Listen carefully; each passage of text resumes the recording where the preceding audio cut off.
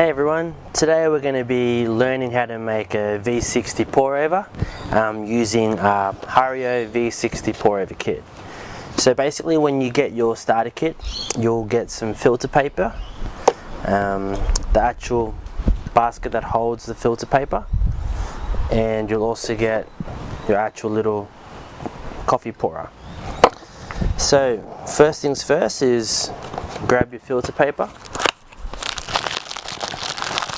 pull out one of these, you just need one, just pull out one, and what you're going to do is you're just going to open it up and put it inside the holder. Now what I like to do, it's up to you, but I like to pre-wet it a bit, just all around.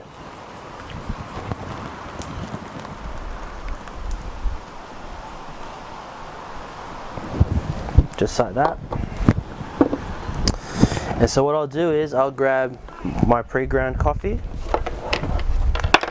or I'll freshly grind some coffee. I normally go for about 1 to 2 spoons per cup.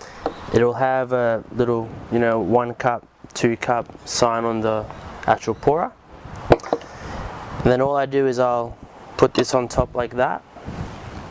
I'm going to use pre-ground coffee just for the sake of this video. And normally I freshly grind it, but just to show you real simply how it's done. So I'll grab a spoon of coffee like this. I'll just put it inside here.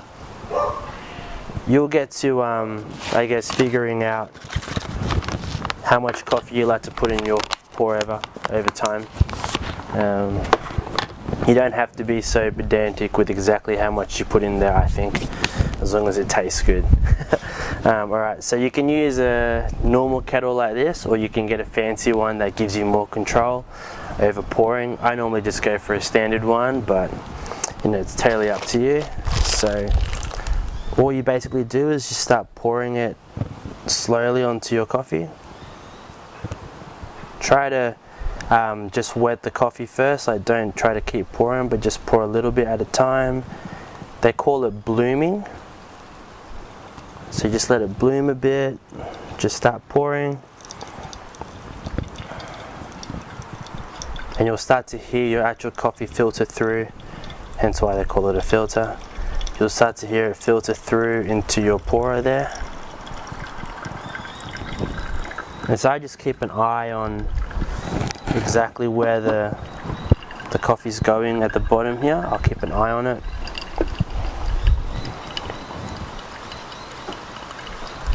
This one takes a bit longer than the AeroPress and the French press, but it's definitely worth it. Like, the coffee does taste very good with it.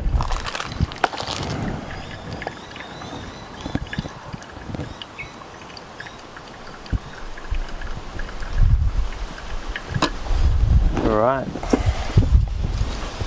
So now that you just let that water soak up all the coffee and brew through it, once it's pretty much finished going through, all you have to do is pull it out of this, pull it off.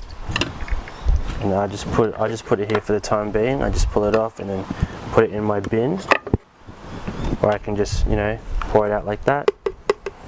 I'm going to wash this later. So now that I've got my coffee ready for my 1 glass, I'll just pour it in like this.